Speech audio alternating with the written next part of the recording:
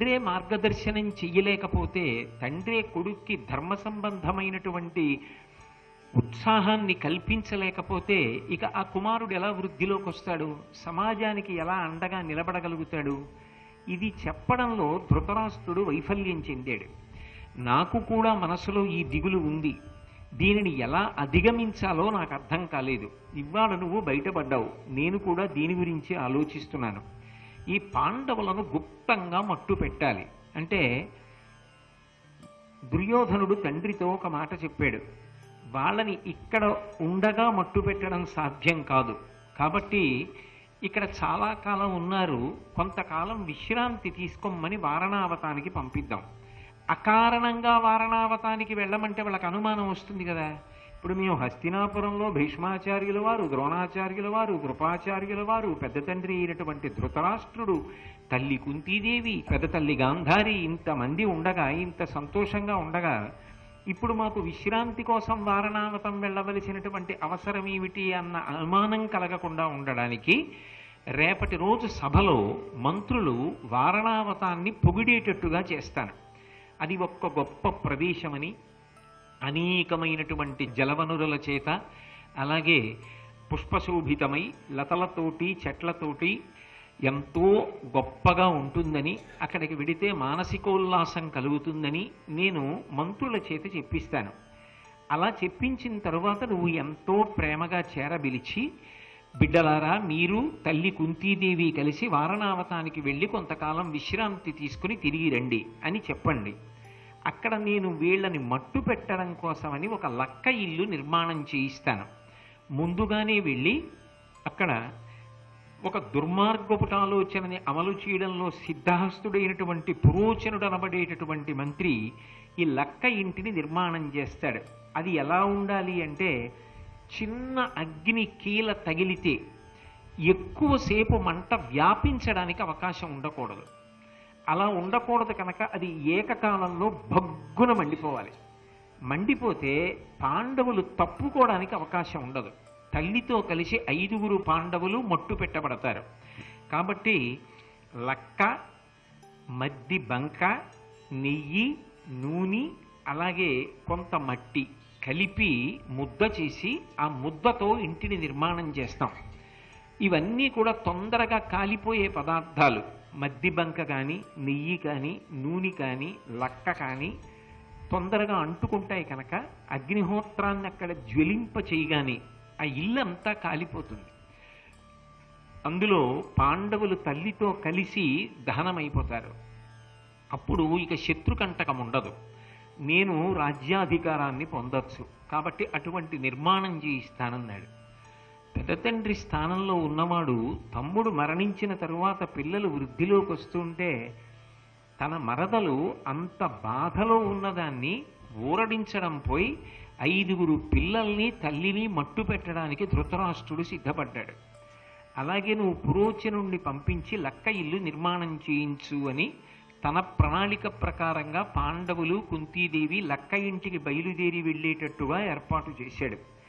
ధృతరాష్ట్రుడు మాట్లాడినటువంటి మాటల వెనక ఉన్నటువంటి ఆంతర్యాన్ని గ్రహించలేక ఎంతో మధురంగా మాట్లాడుతున్నాడు. పిల్లల్ని, కుంతీదేవిని విశ్రాంతి తీసుకోవడానికి కొంతకాలం వారణావతానికి పంపిస్తున్నాడేమో అనేటటువంటి ఆలోచనలో ఉండిపోయినటువంటి భీష్మాచార్యుల వారు కూడా ఆ ప్రతిపాదనని తిరస్కరించలేదు.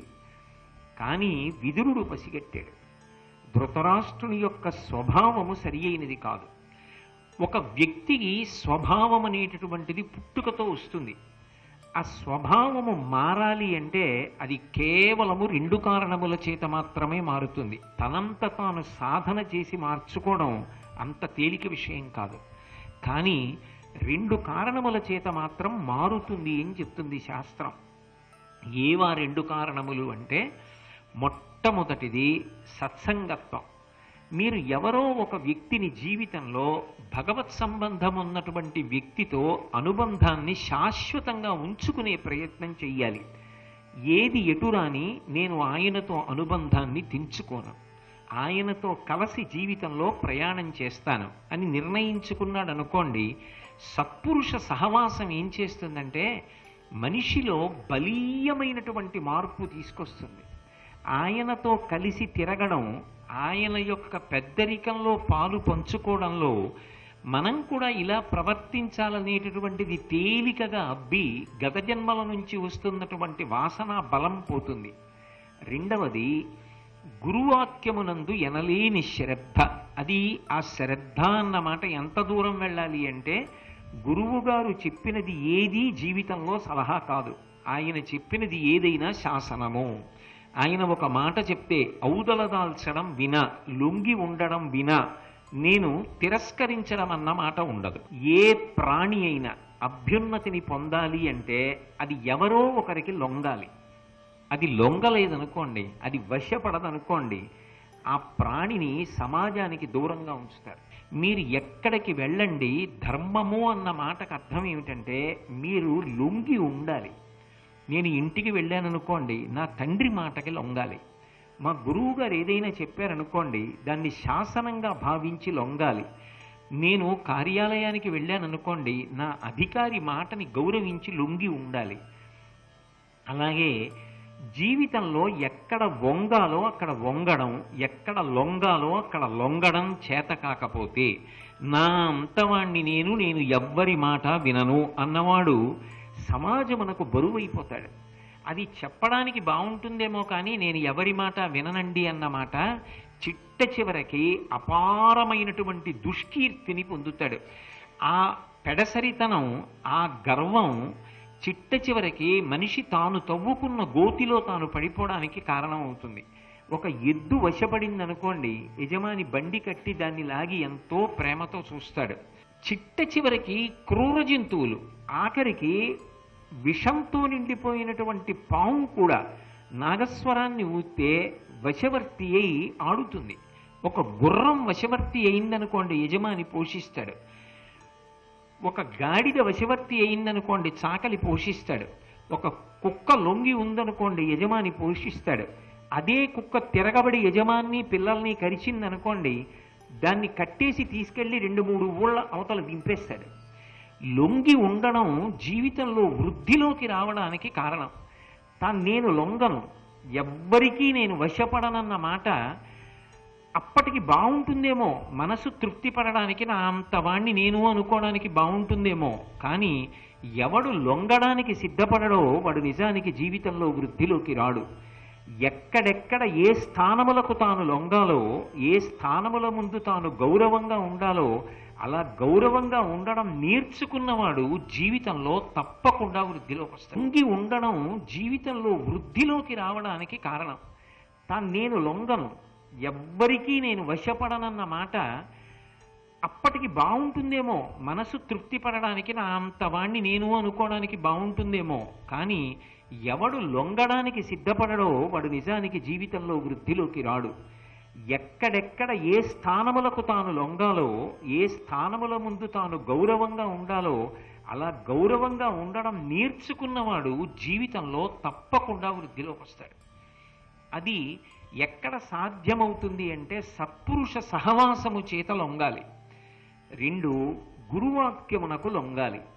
ఈ రెండిటికి లొంగడం అనేటటువంటిది చేత కాకపోతే, వశపడడం అన్నది చేత కాకపోతే వాడు జీవితంలో వృద్ధిలోకి రాలేడు. అందుకే ఇంత క్రూరమైన ప్రణాళికని నిర్మాణం చేసి మధురమైనటువంటి మాటలు పలికి తన పన్నాగాన్ని అమలు చెయ్యడానికి మంత్రులతో కూడా అలా మాట్లాడించి పాండవుల్ని, కుంతీదేవిని లక్క ఇల్లు కట్టి అందులో పెట్టి కాల్చడానికి, వారణావతానికి పంపించడానికి సిద్ధపడితే భీష్మాచార్యుల వారు కూడా ఉదాసీనుడై ఊరుకున్నాడు. ఎందుచేత అంటే ఆయనకు అనుమానం రాలేదు. కానీ స్వభావమునందు మార్పు లేదు. ధృతరాష్ట్రుడి స్వభావమునందు పెద్ద మార్పు లేదు. తన బిడ్డలకి రాజ్యం కట్టపెట్టాలనేటటువంటి దుష్ట ప్రయత్నం ఉన్నవాడని కనిపెట్టగలిగినటువంటి నేర్పరి ఎవరు అంటే విదురుడు. కారణం ఏమంటే ధృతరాష్ట్రుడి జీవితంలో పెద్ద ఆస్తి విదురుడే. ధృతరాష్ట్రుడి జీవితంలో అడుగు తీసి అడుగేస్తే కనిపెట్టగలిగిన వాడు విదురుడే. ఎందుచేత అంటారేమో, అసలు కళ్ళు లేనటువంటి ధృతరాష్ట్రుడికి కృష్ణ పరమాత్మ సభలో విశ్వరూప సందర్శనం చేయించినప్పుడు నేత్రములనిచ్చి దర్శనమిచ్చాడు. ఎందుకు ఇచ్చాడు అంటే ఒక్కటే కారణం, నీ అంత నువ్వు చెడ్డవాడివైనా ఒక సత్పురుషుడితో సహవాసం ఉంది. విదురుణ్ణి దగ్గర కూర్చోపెట్టుకుని రాత్రుళ్ళు మంచి మాటలు వింటావు. అమలు చేశావా చేయలేదా పక్కన పెట్టు. విదురుడు లేకపోతే ఉండలేడు. ఒకసారి విదురుడి మీద కోపం వచ్చి పాండవుల దగ్గరికి వెళ్ళిపోమ్మని అరణ్యానికి పంపించేశాడు. పంపించేసిన వాడు విదురుణ్ణి విడిచిపెట్టి ఉండలేక మళ్ళీ వెనక్కి పిలిపించాడు. విదురుడిలాంటి మంచివాడిని విడిచిపెట్టి ఉండలేవు కనుక ఆ ఒక్క కారణానికి నీకు దివ్యమైన నేత్రములనిచ్చి విశ్వరూప దర్శనం చెయ్యగలిగిన అధికారం ఇస్తున్నానన్నాడు కృష్ణుడు. ధృతరాష్ట్రుని యొక్క స్వభావమునందు మార్పు లేదు, ఇది విదురుడికి తెలుసు. అందుకే ఆయన ప్రమాదాన్ని పసిగట్టాడు. ధర్మరాజు గారు పాండవులతో కుంతీదేవితో కలిసి రథాలెక్కి బయలుదేరిపోతున్నటువంటి సమయంలో ఎవరికీ అర్థం కాని రీతిలో అటూ ఇటూ కొన్ని మాటలు పెట్టి గుర్తు పెట్టుకోమని ఏవో మాటలు అసందర్భంగా చెప్పినట్టుగా చెప్పి వెళ్ళిపోయాడు.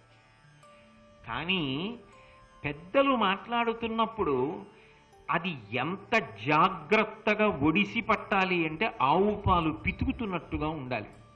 ఆవు పాలు పితికే వ్యక్తి ఉంటాడు. ఆవు పాలు అంటే అభిషేకానికి పనికొస్తాయి, ఉపవాసం చేసినా పనికొస్తాయి, సన్యాసికి పనికొస్తాయి, వానప్రస్థుకి పనికొస్తాయి, గృహస్థుకి పనికొస్తాయి, బ్రహ్మచారికి పనికొస్తాయి, పసిపిల్లాడికి పనికొస్తాయి. ఇక్కడ త్రాగి ఆరోగ్యానికి పనికొస్తాయి, అక్కడ అభిషేకం చేసి ఉన్నతగతులు పొందడానికి పనికొస్తాయి. అటువంటి ఆవు పాలు పిండేటటువంటి వ్యక్తి ఆ పొదుగు దగ్గరికి వచ్చి గొంతుకు కూర్చుని నీళ్లు తీసి పొదుగుకేసి కొట్టి పొదుగు కడిగి బిందె తీసుకెళ్లి రెండు మోకాళ్ల మధ్యలో పెట్టుకుని ఇటు తిరిగి ఎవరితోనో మాట్లాడుతూ పాలు పితుకుతూ ఉంటాడు. కానీ ఆ శిరములను పట్టి లాగుతున్నప్పుడు పడేటటువంటి పాల ధారలో ఒక్క చుక్క కూడా నేలపాలు కాకుండా జాగ్రత్త పడి బిందెలో పడేటట్టుగా పిండుతాడు తప్ప ఒక్కసారి కూడా శిరముల నుండి జారినటువంటి పాలధార పక్కకి కింద పడిపోకుండా జాగ్రత్త పడతాడు. ఆవు పాలు పిండేటప్పుడు ఎంత జాగ్రత్తగా పిండి గిన్నెలోకి పట్టుకుంటారో పెద్దలు మాట్లాడుతున్నటువంటి మాటలను కూడా చెవులను దొప్పలు చేసుకుని అలా పట్టుకోవాలి. అందుకే విదురుడు వచ్చి మాట్లాడుతుంటే ఏదో ప్రస్తావన చేస్తున్నా ఏమో ఎక్కడ ఏ మాట మాట్లాడతాడో అని ధర్మరాజు గారు చెవులు దొప్పలు చేసుకుని విని పట్టుకున్నాడు. ఏదో బయలుదేరుతున్నామని మాట్లాడారమ్మా, నేను దాని మీద పెద్ద శ్రద్ధ పెట్టలేదు అనలేదు. ఎంత శ్రద్ధ పెట్టిందంటే అది కుంతీదేవి గొప్పతనం. బయలుదేరుతుండగా విదురుడు వచ్చి ఎందుకు మాట్లాడాడు? అందుకని ఆమె ధర్మరాజుని పక్కకి పిలిచి అడిగింది, విదురుడు వచ్చి ఏం చెప్పాడని అడిగింది. ఆ ముందు వెనక మాట్లాడుతున్న మాటలు సందర్భం లేకుండా ఏదో మాట్లాడుతున్నట్టుగా మాట్లాడినా విదురుడు మధ్యలో మాత్రం ధర్మరాజు వినేటట్టుగా ఒక మాట చెప్పాడు. అగ్ని విషయంలో విషం విషయంలో బహుజాగ్రత్త అన్నాడంతే. ఇంకేం చెప్పలా. ధృతరాష్ట్రుడు గురించి చెప్పలా, దుర్యోధనుడు గురించి చెప్పలా, ఏదైనా కుట్ర ఉంటుందేమోనని చెప్పలా. ఈ ఒక్క మాట మధ్యలో చెప్పాడు. అగ్ని చేత విషము చేత జాగ్రత్త. పట్టుకున్నాడంతే ధర్మరాజు. పట్టుకున్నాడనడానికి గుర్తు అంతే శ్రద్ధ కలిగినది కుంతీదేవి. ఆవిడ అడిగింది కొడుకుని, విదురుడు ఏం చెప్పాడు అని అడిగింది. విదురుడు ఏం చెప్పాడు అని అడగగానే వెంటనే ఒక మాట చెప్పాడు ధర్మరాజు. అమ్మా, విదురుడు ముందు వెనకల ఏవో చెప్పి అగ్ని చేత విషం చేత జాగ్రత్త అని చెప్పాడమ్మా అన్నాడు. ఆవిడ ఒక నవ్వు నవ్వింది. ఏదో ఉంది ఇందులో అనుకుంది.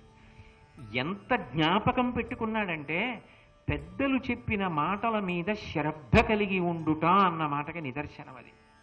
వారణావతం చేరారు. చేరి ఇదే ఇల్లు మీకోసం ప్రత్యేక నిర్మింపచేశాడు, ఇది ఆయుధగారం, మీరందరూ కూడా చక్కగా ఇక్కడ విశ్రాంతి తీసుకోండి అని చెప్పి ఆ గృహ సముదాయాన్ని చూపించాడు ఆ వచ్చినటువంటి పురోచనుడు. ధర్మరాజు గారు భీమసహితంగా లోపలికి వెళ్ళి ఒక్కసారి గోడలని వాసన చూశాడు. అందులో నీతి వాసన, నూనె వాసన, మద్దిబంక వాసన తగిలాయి. ఆయనకి వెంటనే అనుమానం వచ్చింది. ఓ, ఈ ఇల్లంతా మద్దిబంకతో నీతితో నూనెతో నిర్మాణం చేయబడింది కాబట్టి ఇది ఎప్పుడైనా అగ్ని చేత దహింపబడుతుంది. కానీ ఇవాళ వచ్చాం కాబట్టి రేపు దహించరు, కొంతకాలం ఉండనిస్తారు. ఉండనిచ్చి మనం ఏమరపాటుకి గురైన తరువాత ఖచ్చితంగా మన ఇందులో పెట్టి కాల్చేస్తారు. కాబట్టి మనం జాగ్రత్తగా ఉండాలి. మిగిలిన సోదరుల్ని పిలిచి మీరందరూ పరాకుగా ఉండండి, అందరం కలిసి ఏకకాలంలో నిద్రపోవడానికి వీల్లేదు, ఎప్పుడూ చాలా జాగ్రత్తగా ఉండాలి. ఎప్పుడు కాల్చేస్తారు ఎవరికి తెలుసు? అది కాల్చడం అన్న ప్రసక్తి వచ్చిందనుకోండి ఇంకా తప్పుకోవడానికి ఏం ఉండదు. అది ఉత్తర క్షణం భగ్గున కాలిపోతుంది. అంటే ఎంత పెను ప్రమాదంలో ఉన్నారు. కుంతీదేవి దగ్గరికి రోజు ఒక బోయవనిత వచ్చేది. ఆమెకి 5 కుమారులు. ఈ 5 కుమారులతో కూడుకున్నటువంటి బోయవనిత ఏమీ తెలియని అమాయకురాలరా వచ్చి కుంతీదేవితో మాట్లాడి వెళ్ళి, ఈమె ఏం మాట్లాడుతోంది, పాండవులు ఏం చేస్తున్నారు, ఎక్కడ ఉంటారు, ఏ కార్యక్రమంలో ఉన్నారు, ఇవన్నీ కూడా పురోచనుడికి వార్త అందిస్తూ ఉండేది.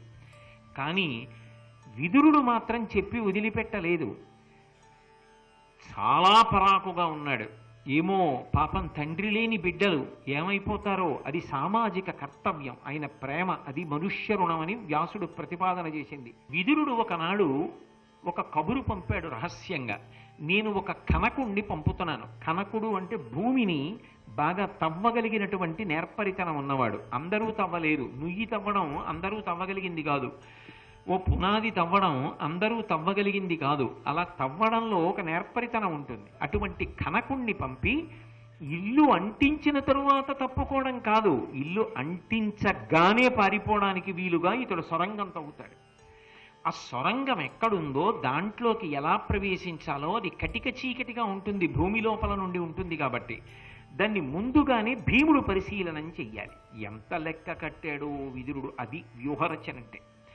భీముడు బాగా పరిచయం చేసుకోవాలి.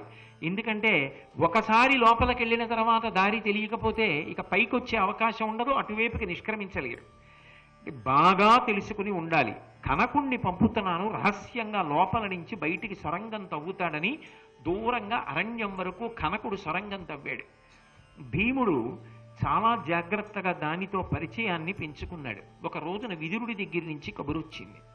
ఒక భయంకరమైనటువంటి కుట్ర అమలు చేయడానికి ముహూర్తాన్ని నిర్ణయం చేశారు. కృష్ణపక్ష చతుర్దశి అంటే తెల్లవారితే అమావాస్య, చతుర్దశి అర్ధరాత్రి వరకు పరివ్యాప్తమైతే మాస శివరాత్రి అంటారు.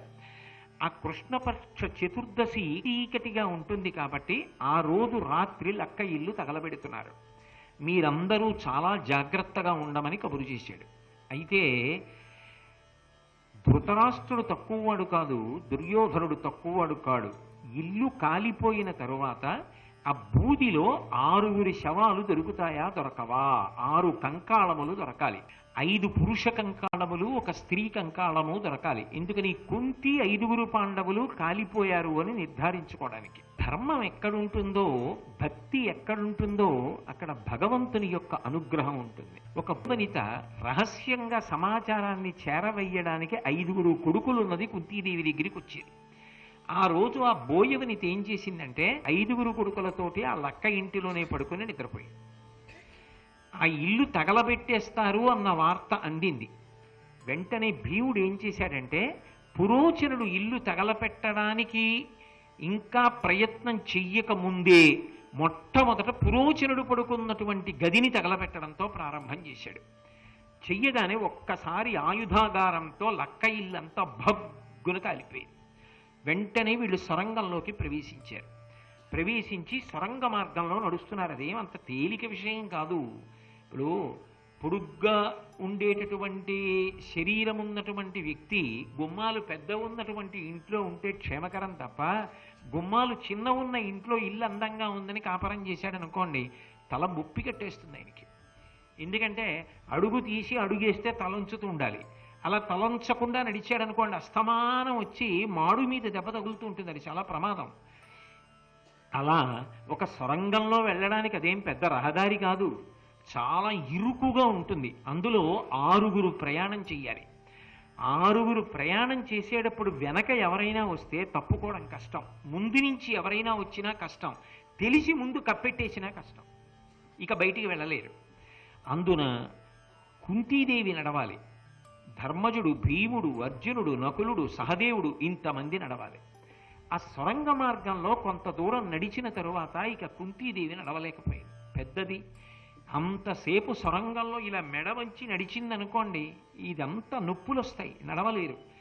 కొన్ని చోట్ల దేవాలయాల్లో ఇక మళ్ళీ అమ్మ కడుపులో పడుకోవలసిన అవసరం లేకుండా ఉండడం కోసమని సొరంగ మార్గంలో వెళ్ళి దర్శనం చేసేటటువంటి దేవాలయాలు ఉంటాయి. కాంచీపురంలో ఉంది ఒక దేవాలయం. అలాగే అరుణాచలంలో ముక్తి గుహ అంటారు. గిరి ప్రదక్షిణం చేసేటప్పుడు ఆ గుహలోంచి, ఆ సొరంగంలోంచి బయటికి వస్తారు. అలా వంగి బయటికి వచ్చేటప్పుడు చాలా క్లేశం కలుగుతుంది, ఏమేడో నొప్పెడుతుంది కొద్దిగా. అలా అంత దూరం నడవడం అంటే మాటలా? కానీ భీమసేనుడు ఏం చేశాడంటే కుంతీదేవిని ఎత్తి తన మెడ మీద మూపున వేసుకున్నాడు. వేసుకుని ధర్మరాజు గారిని, అర్జునుణ్ణి భుజాల మీద కూర్చోబెట్టుకున్నాడు. నకుల సహదేవుల్ని ఇద్దరినీ ఎత్తుకుని 2 సంకలలో ఇరికించుకుని వడివడిగా నడుస్తూ సొరంగ మార్గంలో వీళ్ళ నలుగురిని తీసుకుని పైకి చేరాడు. అది అందుకు మహానుభావుడు పాండురాజు 5 కుమారులు కలగాలి అని అనుకున్నప్పుడు, నాకు ఇంత అపారమైనటువంటి బలశాలి కలగాలి అంటే వాయుదేవుని అనుగ్రహం చేత కలగాలని ముందు రక్షణ కోసం ధర్మము వలన సంతానాన్ని పొంది వెనక వాయుపుత్రుడిగా భీముణ్ణి పొందాడు. భీముని యొక్క సహకారం చేత కుటుంబం అంతా బయటపడింది. బయటపడిన తరువాత అతి కష్టం మీద నడవలేక కొంత నడుస్తుంటే, ఒక పక్క నిద్రపోవలసినటువంటి సమయం, ఒక పక్క మానసికమైన ఒత్తిడి, ఒక పక్క భయం. ఎందుకు భయం అంటే రేపొద్దున్న లక్క ఇల్లు కాలిపోయిన తరువాత ఏడుస్తున్నట్టుగా నటిస్తూ పాండవుల యొక్క కంకాళముల కోసం వెతికిస్తాడు ధృతరాష్ట్రుడు. వెతికించినప్పుడు ఈ సొరంగం దొరికిందనుకోండి, సొరంగం యొక్క ద్వారం దొరికిందనుకోండి, దాని వెంబడి గూఢచారులు వెడతారు. వెడితే పాండవులు దీని గుండా తప్పించుకున్నారు అని తెలిసిందనుకోండి, ఇప్పుడు పాండవులు తప్పించుకుని ఒక్కళ్లే ఉన్నారు కాబట్టి కొన్ని అక్షౌహిణీల సైన్యం వేటాడేస్తుంది. కాబట్టి సొరంగం దొరకకూడదు. ధృతరాష్ట్రుడు ఎంత ప్రణాళిక వేస్తాడో విదురుడు అంత ప్రణాళిక వేస్తాడు. అందుకే ఏ కనకుడు సొరంగం తవ్వాడో ఆ కనకుడే మరనాటి ఉదయం బూది కుప్పలలో పాండవుల యొక్క కంకాళములు వెతుకుతున్నట్టుగా నటిస్తూ సొరంగంలో బూదిని వెతుకుతున్నట్టుగా ఆయన నటన చేస్తూ బూదితో సొరంగ ద్వారాన్ని కప్పేశాడు, ఎవరికీ కనపడకుండా. తవ్వింది తానే కాబట్టి. ధర్మాన్ని నమ్ముకున్న వాడికి పరమేశ్వరుడు ఏదో ఒక వైపు నుంచి రక్షణ చేస్తూ ఉంటాడు. ధర్మాన్ని వదిలిపెట్టి అధర్మాన్ని నమ్ముకున్నవాడు తాను ఎంతో జాగ్రత్తగా ఉన్నాననుకున్నా ఎక్కడో అక్కడే వలలో పడిపోతాడు. పడిపోయి జీవితం దుఃఖంతో పరిసమాప్తమైపోతుంది. అందుకే ధర్మము రక్షించినట్టుగా లోకంలో ఏది రక్షించదు. రక్షణము లేక సాధుడు రక్షితుడగు సమత చేసి రాయుడులందున్ రక్షణలు వేయి కలిగిన శిక్షితుడగు కలుడు పాప చిత్తుండగుటన్నంటారు పోతన గారు భాగవతంలో. భగవద్భక్తి, ధర్మమునందు అనురక్తి కలిగినటువంటి వ్యక్తి నిరంతరము ఏదో ఒక వైపు నుంచి రక్షణ కలిగి రక్షింపబడుతూ ఉంటాడు. నేను ఇన్ని రక్షణలు పెట్టుకున్నాను, ఇంత జాగ్రత్తగా ఉన్నాను, ఇన్ని ఆలోచనలు చేశాననుకున్నా అధర్మాన్ని పట్టుకున్న వాణ్ణి పట్టుకోవడానికి భగవంతుడు వేసిన ప్రణాళికలో ఎక్కడో అక్కడ మట్టు పెట్టబడతాడు. అందుకే ధృతరాష్ట్రుడి పనుపున వచ్చినటువంటి చారులు ఆ బూదిలో వెతికినప్పుడు ఒక స్త్రీ శవం కాలిపోయి 5 పురుష శవాలు దొరికాయి. అవి నిజానికి బోయవనిత యొక్క శరీరం, 5 ఆమె కొడుకుల శరీరాలు. కాబట్టి వెంటనే వాళ్ళు వెళ్ళి ఏం చెప్పారంటే కుంతీదేవి 5 పాండవులు కాలిపోయి మరణించారు అని చెప్పారు. పరమ సంతోషపడిపోయాడు ధృతరాష్ట్రుడు. అంత సంతోషం లోపల పెట్టుకుని పైకి ఏడిచాడు. ఇంతకన్నా నటచక్రవర్తి లోకంలో ఉంటాడా? అసలు నిజంగా ఎన్ని బహుమానాలైనా ఇవ్వబడవలసిన వాడు నటనలో ధృతరాష్ట్రుడు. ఆయనంత సహజనటుడు ఎక్కడ ఉండడు. ఎందుకంటే లోకంలో చాలా సంతోషం మనసులో ఉందనుకోండి, దొంగ ఏడు పేడవడం చాలా కష్టం. కానీ చాలా దుఃఖం కడుపులో ఉన్న పైకి నవ్వుతూ బ్రతికేయడం ఉదారులైన వాళ్ళకి చెల్లుతుంది. కుంతీదేవి ఆ కోవకి చెందినది. ఎంత దుఃఖం ఉన్నా నవ్వుతూ బ్రతకగలదు. లోపల తన ప్రణాళిక ఫలించిందని ఎంత సంతోషంగా ఉన్నా పైకి ఏడుస్తున్నట్టు నటించగలిగిన ప్రజ్ఞ ధృతరాష్ట్రుడిది. ఎవరు ఎలా ప్రవర్తించి దుర్మార్గులో తెలిసిపోవట్లా చెప్పకుండా చెప్తారు వ్యాసుల వారు. ఇప్పుడు అయ్యో పాండవులు మరణించారు, కుంతి మరణించింది, నేనేదో విశ్రాంతి కోసమని వారణావతానికి పంపించాను, ఇలా జరిగిపోయిందని చెప్పి దొంగ ఏడుపు ఏడ్చాడు. కానీ ఇక్కడ పాండవులు మెల్లగా బయలుదేరి ఒక అరణ్య ప్రాంతానికి చేరారు. 6 విపరీతమైన దాహం వేస్తోంది. ఒక మర్రి చెట్టు మీదకి ఎక్కాడు భీముడు లోకంలో మర్రి చెట్టుది ఒక వింతైనటువంటి విశేషం. సాధారణంగా లోకంలో ఏ చెట్టు అయినా విత్తనం వేసి పాకుతారు, కానీ మర్రి చెట్టు విత్తనం వేసేవాడు మీకు ఎక్కడ కనపడ్డావు. నాకు తెలిసి ఎవరు మర్రి చెట్టుని మేము పెంచుకున్నామందని మర్రి చెట్టు విత్తనాలు దొరుకుతాయని అడిగినవాడిని నేను చూడలేదు. మీరు చూశారేమో నాకు తెలియదు. బీజస్యాంతరివంకురో జగదిదం ప్రాంగ్ నిరికల్పం పునః మాయాకల్పిత దేశకాల కలనా వైచిత్ర చిత్రీకృతం మాయావీవ విజృంభయత్యపి మహాయోగీ వయస్వేచ్ఛయా తస్మై శ్రీ గురుమూర్తయే నమయిదం శ్రీ దక్షిణామూర్తయే అంటారు దక్షిణామూర్తి స్తోత్రంలో శంకర భగవత్పాదులు. ఇంత చిన్న మర్రి విత్తనంలో అంత పెద్ద మర్రి చెట్టు ఉంటుంది. అది ఊడలు దింపుకుంటూ ఎంత దూరమైనా విస్తరించి వెళ్ళిపోతుంది. అందుకే కదా ఒకప్పుడు చెన్నైలో అడయార్ మర్రి చెట్టు అని దర్శనీయమైనటువంటి స్థలాల్లో మర్రి చెట్టు ఒకటి. మర్రి ఆకు కింద పడిపోయాక కూడా చాలా కాలం ఆకుపచ్చతనాన్ని పోగొట్టుకోదు. అది పసుపు వర్ణంలోకి వచ్చాక కూడా మీరు నీళ్లలో పెడితే మళ్ళీ ఆకుపచ్చగా అవుతుంది. ఒక పట్టాన పోదు దాని ఆకుపచ్చతనం. ఊడలు దిగి బహుగొప్పగా ఉంటుంది దాని సౌందర్యం. అంత గుండ్రంగా అంత వ్యాప్తి చెందుతుంది కాబట్టి అంత గొప్పగా ఉంటుంది. ఆ మర్రి చెట్టుతో విష్ణుమూర్తికి సంబంధం, శివుడికి సంబంధం. అదో చమత్కారం. దాని కింద దక్షిణామూర్తిగా శివుడు కూర్చుంటాడు. చిత్రం వటతరోర్మూలే వృద్ధా శిష్యా గురుర్యువా గురోస్తు మౌనం వ్యాఖ్యానం శిష్యాస్తు చిన్న సంశయా. మర్రి చెట్టు కింద శివుడు కూర్చుంటాడు. మర్రి ఆకు మీద మహాప్రళయంలో శ్రీ మహావిష్ణువు పడుకుంటాడు. శ్రీ ఉమామహేశ్వర పరబ్రహ్మార్పణమస్తు. స్వస్తి.